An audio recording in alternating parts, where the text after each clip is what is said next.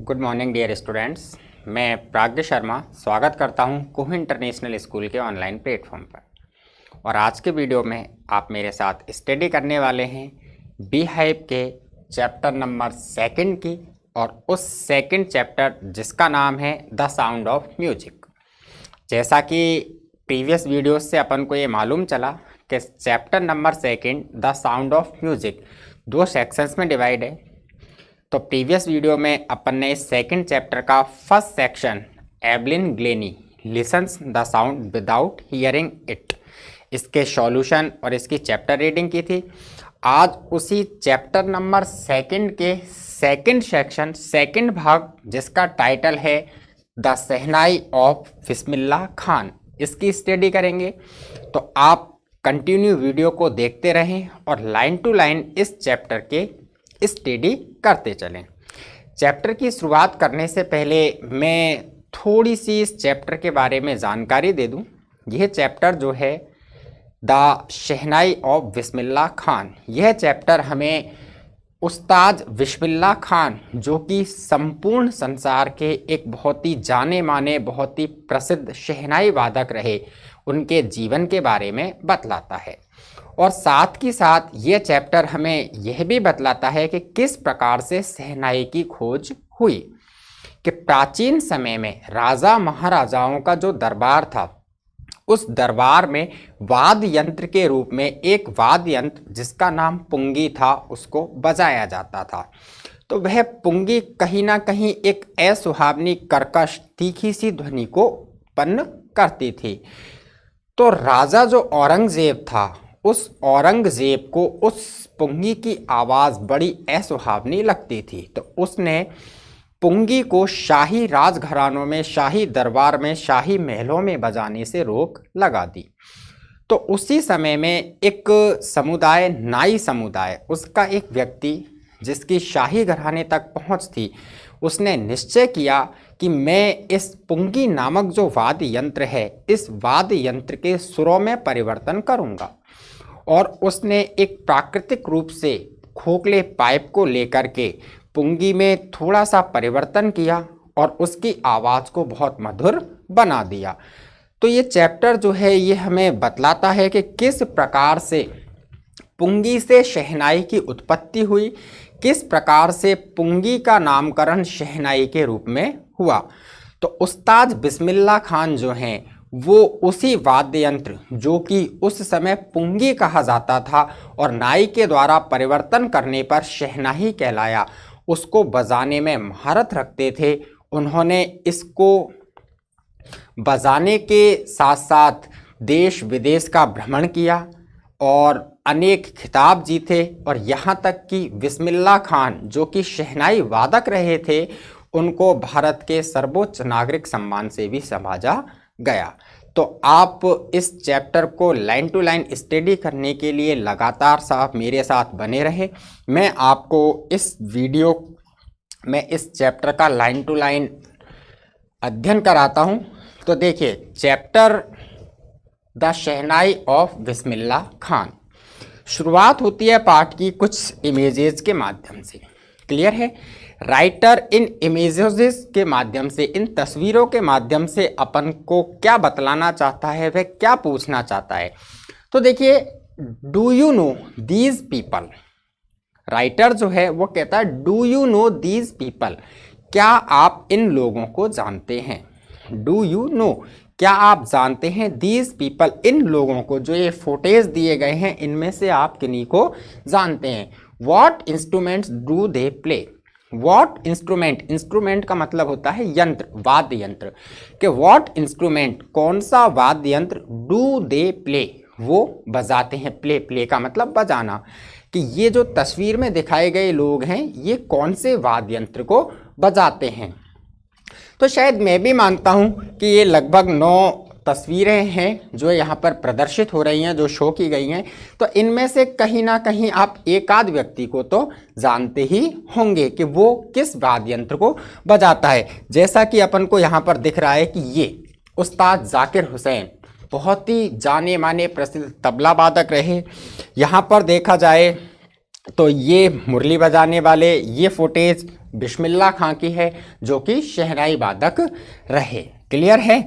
देखिए फिर है think of the shehnai. Think of the shehnai, shehnai के बारे में सोचिए।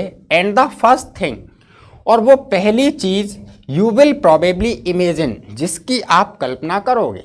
अब लेखक कहता है थिंक ऑफ द शहनाई, कि आप शहनाई के बारे में विचार कीजिए, मन में एक चीज लेकर आइए कि शहनाई। और जब आप मन में शहनाई नामक चीज को लेकर आते हो तो वो कहते हैं फर्स्ट थिंग, पहली चीज यू विल प्रोबेबली इमेजिन, संभव है जिसकी आप कल्पना करोगे, इज अ वेडिंग, वो एक शादी होगी, और अ सिमिलर ओकेजन और फंक्शन, या फिर उस शादी के समान ही कोई अन्य दूसरा कार्यक्रम या फिर उत्सव होगा। जैसे सामान्य रूप में अभी मैं आपसे कहूं थिंक ऑफ दिवाली, दिवाली के बारे में सोचिए। तो जब दिवाली की बात आती है, दिवाली के बारे में अपन कल्पना करते हैं, तो सबसे पहली चीज क्या आती है? फायर क्रैकर्स, फटाके, कि दिवाली है, फटाके चल रहे हैं। दूसरी चीज क्या होती है? रोशनी ही रोशनी।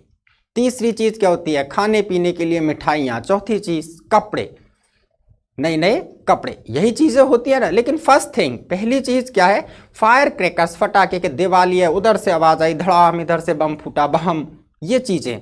तो ऐसे वो कहता है कि आप शहनाई के बारे में विचार करो, और जब आप शहनाई के बारे में विचार करोगे तो मैं यह कह सकता हूं संभवतः पहली चीज जो आपके दिमाग में आएगी वो होगी कोई शादी, या शादी के जैसा ही कोई, उसके समान ही कोई अन्य उत्सव। The next would probably be उस्ताद बिस्मिल्लाह खान। और फिर कहता है दूसरी चीज, द नेक्स्ट, कि शादी के बाद जो दूसरी चीज आपके दिमाग में आएगी, वुड प्रोबेबली, वो संभवतः कहीं ना कहीं उस्ताद बिस्मिल्लाह खान होंगे। क्यों? क्योंकि शहनाई को सुना, और शहनाई को सुनने के बाद उसको बजाने वाला, और बजाने वाला कौन? उस्ताद बिस्मिल्लाह खान। क्यों? क्योंकि भारत ही नहीं बल्कि संपूर्ण विश्व में प्रसिद्ध हुए। तो दूसरी चीज जो आप शहनाई के बारे में सोचोगे वो संभव है कहीं ना कहीं उस्ताद बिस्मिल्लाह खान होंगे। दीज द शहनाई मैस्ट्रियो। अब वो बिस्मिल्लाह खान कौन है? शहनाई मैस्ट्रियो, मैस्ट्रियो का मतलब होता है महारत रखने वाला, शहनाई के दक्ष कुशल वादक, प्लेइंग दिस इंस्ट्रूमेंट, जो इस वाद्य यंत्र को बजाते हैं। क्लियर है। अब देखिए फर्स्ट लाइन जो है वो इस प्रकार से है, मैं इसको थोड़ा सा स्लाइड अप कर लेता हूं जिससे आसानी से आपको लाइनें दिख सकें और आप समझ सके। देखिए, emperor Aurangzeb band the playing of a musical instrument. Emperor, emperor का मतलब होता है सम्राट, राजा। क्या होता है? एम्परर का मतलब सम्राट या राजा। कि एम्परर औरंगजेब जो था, सम्राट औरंगजेब जो था, बैंड, बैंड का मतलब होता है रोक लगा देना, प्रतिबंधित कर देना। क्या? रोक लगा देना या प्रतिबंधित कर देना। कि एम्परर औरंगजेब, जो सम्राट औरंगजेब था, उसने बैंड, रोक लगा दी, the playing of a musical instrument, एक म्यूजिकल इंस्ट्रूमेंट, संगीत का वाद्य यंत्र, कॉल्ड पुंगी, जिसे पुंगी कहा जाता था, in the royal residence. Royal residence का मतलब होता है शाही घराने, रॉयल शाही, और रेजिडेंस निवास की जगह, तो शाही घराने। फॉर इट, क्योंकि had a shrill and unpleasant sound, इसमें श्रिल, श्रिल का मतलब कर्कश, क्या? कर्कश, तीखी, और अनप्लीजेंट असुहावनी। एम्परर औरंगजेब अर्थात सम्राट औरंगजेब जो थे, उन औरंगजेब ने band the playing of musical instrument, एक संगीत का वाद्य यंत्र, उस जिसको पुंगी कहा जाता था, उस पुंगी नामक संगीत के वाद्य यंत्र को इन द रॉयल रेजिडेंस, शाही घरानों में बजाने पर रोक लगा दी। फॉर इट, क्योंकि it had a shrill and unpleasant sound, वह एक कर्कश, तीखी और असुहावनी ध्वनि को उत्पन्न करता था। Pungi became the generic name for reeded noise maker. ये जेनरिक, जेनरिक का मतलब होता है चलन का, जिसको ज्यादा से ज्यादा लोग जानते हो, वो होता है आम बोलचाल का या चलन का, वो कहलाता है जेनरिक। और ये है रीडेड, रीडेड का मतलब होता है बांस का बना हुआ, जिसका आधार बांस हो। और नॉइज मेकर, नॉइज मेकर का मतलब होता है शोर करने वाला, आवाज उत्पन्न करने वाला। देखिए pungi became the no generic name, के पुंगी जेनरिक नेम एक चलन का नाम, एक आम बोलचाल की भाषा का नाम पड़ गया for the readed noise maker, एक बांस की बनी हुई नॉइज मेकर, आवाज उत्पन्न करने वाली वस्तु का।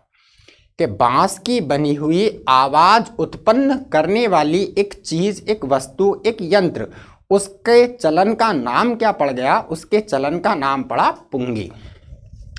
Few had thought, few, few का मतलब ना के बराबर, फ्यू ना के बराबर, फ्यू हैड थॉट ना के बराबर लोगों ने सोचा था that it would one day be revived, कि वन डे कोई दिन, किसी दिन, it would be revived, revived का मतलब होता है पुनर्जीवित होना, पुनः चलन में आ जाना। कोई चीज़ आउटलेटेड हो जाती है और उसके बाद वो दोबारा प्रोड्यूस हो जाती है, चलन में आ जाती है। तो फ्यू हैड थॉट ना के बराबर लोगों ने सोचा था दैट कि इट का मतलब pungi, that the pungi would one day be revived, कि पुंगी किसी दिन एक बार फिर से चलन में आएगी। क्यों? क्योंकि महाराज औरंगजेब जो थे, सम्राट औरंगजेब थे, उन्होंने पुंगी को शाही घरानों में बजाने पर रोक लगा दी थी। तो निश्चित सही हो गया था, जब सम्राट ने ही रोक लगा दी है तो किसकी हिम्मत होगी बजाने की? किसी की नहीं होगी। और जब कोई बजाएगा नहीं तो धीरे धीरे धीरे धीरे 10-5 साल में लोग उसको भूल जाएंगे। तो किसी व्यक्ति ने यह सोचा नहीं था कि पुंगी किसी दिन एक बार फिर से पुनर्जीवित हो जाएगी।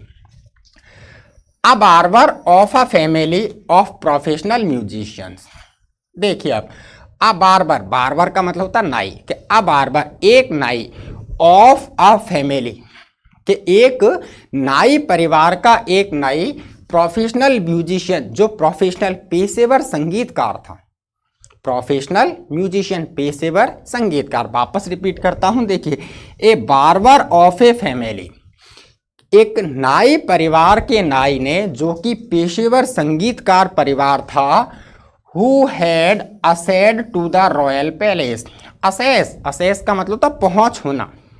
सामान्य रूप में अपन कहते हैं ना, अरे यार उसकी पहुंच तो ऊपर तक है, वो पहुंच, जानकारी होना, तालमेल होना, कि who had access to the royal place, जिसकी शाही महल में पहुंच थी। कि एक नाई परिवार का नाई व्यक्ति जिसकी शाही महल जो था, राजघराना जो था, उसमें थोड़ी पहुंच थी। डिसाइडेड, उस नाई ने डिसाइडेड निश्चय किया, टू इम्प्रूव, इम्प्रूव का मतलब होता है सुधारना। क्या होता है? सुधारना। उस नाई ने निश्चय किया कि टू इम्प्रूव, के सुधारेगा the tonal quality of the pungi, pungi के टोनल क्वालिटी, टोनल क्वालिटी का मतलब होता है स्वरीय गुण, अर्थात पुंगी की सुर ताल, पुंगी की आवाज। कि उस नाई परिवार के एक व्यक्ति जिसकी राजघराने तक पहुंच थी, उसने निश्चय किया कि पुंगी की जो आवाज है, पुंगी का जो सुर है, उस सुर को सुधारूंगा। He chose a pipe with a natural hollow, देखिए नेचुरल, नेचुरल का मतलब होता है प्राकृतिक, और हॉलो, हॉलो का मतलब होता है खोखला, प्राकृतिक रूप से खोखला, पोला। कि देखिए ही चॉज, उसने चुनाव किया, पुंगी की आवाज को सुधारने के लिए उसने क्या किया? तो उसने चॉज, चुनाव किया, अ पाइप, एक पाइप का, विद अ नेचुरल हॉलो, जो प्राकृतिक रूप से खोखला था, पोला था। That was longer and broader than the पुंगी, और वह पाइप was longer, लंबा था, and broader, और चौड़ा भी था, than the पुंगी, पुंगी की तुलना में। वापस रिपीट करता हूं, सुने कि उस नाई परिवार के नाई ने पुंगी की तुलना में थोड़ा लंबा, थोड़ा चौड़ा, नेचुरल हॉलो, प्राकृतिक रूप से खोखले एक पाइप का, अर्थात एक तने का या एक बांस का इस्तेमाल किया। एंड और made 7 holes on the body of the pipe, और उस पाइप की बॉडी, उस पाइप की जो सतह थी, जैसे नॉर्मली ये पाइप है तो इसकी जो ये ऊपरी सरफेस है, ये सतह, जैसा कि अपन बांसुरी देखते हैं तो बांसुरी की ऊपरी सतह पर छेद होते हैं ना, बिल्कुल वही कंडीशन कि उस पाइप की जो सतह थी, उस सतह पर मेड 7 होल, उसने 7 छेद कर दिए। When he played on it, और जब प्लेड इट, उसने इसे बजाया, कि उस प्राकृतिक रूप से खोखले पाइप की सतह पर छेद किए और छेद करने के बाद प्लेड इट, जब उसे बजाया, क्लोजिंग बंद करते हुए, एंड ओपनिंग और खोलते हुए, सम ऑफ दीज होल्स उनमें से कुछ होलों को, कुल छेदों को। आ रहा है ना समझ में कि जब उसने कुछ छेदों को, जो उसने उसकी सरफेस पर 7 छेद किए थे, उनमें से कुछ छेदों को तो खोला, कुछ छेदों को उंगली रखकर बंद किया, और इस प्रकार से जब उसने उसे बजाया, soft and melodious sound were produce. तो एक बहुत ही सॉफ्ट का मतलब अच्छी, कोमल, मेलोडियस का मतलब मधुर, कि एक बहुत ही सुरीली, बहुत ही मधुर सी जो आवाज थी, वो आवाज उत्पन्न होने लगी। He played the instrument before royalty. Royalty का मतलब राज दरबार, रॉयल्टी का मतलब वो राजा के दरबार के सदस्य, अपन राज दरबार कह सकते हैं कि he played the instrument before royalty। उसने इस यंत्र को, जो उसने खुद ने डेवलप किया था, उस यंत्र को राज दरबार में अर्थात राजा के सदस्यों के सामने बजाया। एंड और एवरीवन, प्रत्येक व्यक्ति, वाज इम्प्रेस्ड का मतलब प्रभावित होना, कि उस इंस्ट्रूमेंट की आवाज से प्रत्येक व्यक्ति प्रभावित हुआ, उस इंस्ट्रूमेंट की आवाज ने प्रत्येक व्यक्ति को छू लिया। The instrument so different from the पुंगी।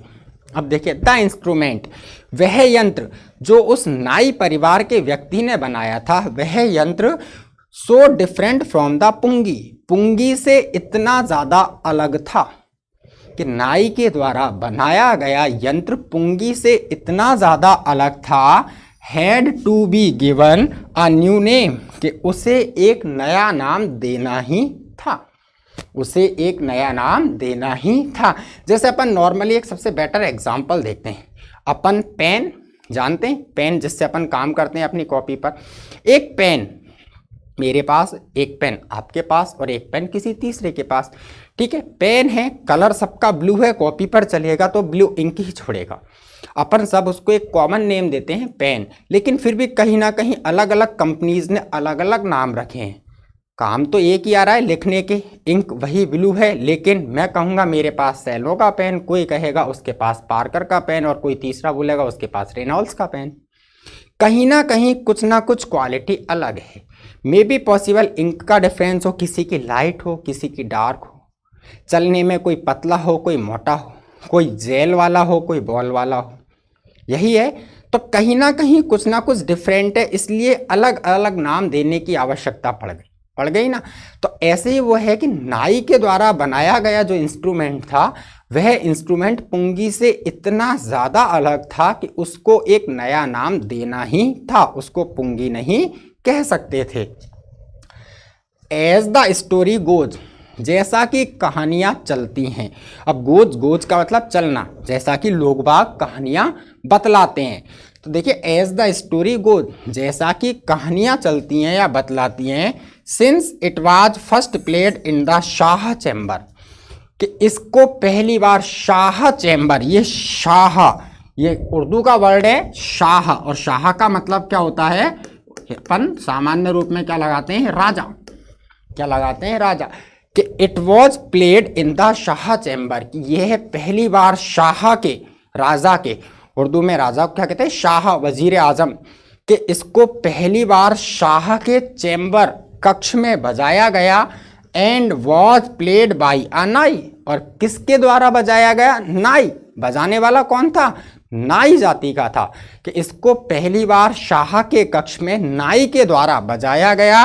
The instrument was named the shehnai, इसलिए उस वाद्य यंत्र का नाम शहनाई रख दिया गया। क्या हुआ, किसके सामने बजाया, शाह के सामने, और किसने बजाया, नाई ने बजाया। तो ये शाह प्लस नाई इक्वल टू क्या हो गए, शहनाई। इस प्रकार से पुंगी का रूप परिवर्तित हुआ और उसका नया नाम क्या आया, शहनाई आया। क्लियर है। आज के लिए इतना ही। इससे आगे की कहानी क्या है, किस प्रकार से उस्ताद बिस्मिल्लाह खान ने शहनाई को बजाना सीखा और किस प्रकार से शहनाई जो है उसको भारतीय शास्त्रीय संगीत के मंच पर अग्रणी बनाया और किस प्रकार से शहनाई के माध्यम से उन्होंने अनेक पुरस्कार, अनेक खिताब जीते। इस चीज़ को देखने के लिए आप कंटिन्यू मेरे साथ बने रहें। मैं आपको अगले वीडियो में इस चैप्टर की और डिटेल और लाइन टू लाइन स्टडी कराऊंगा। तब तक के लिए stay healthy and stay safe.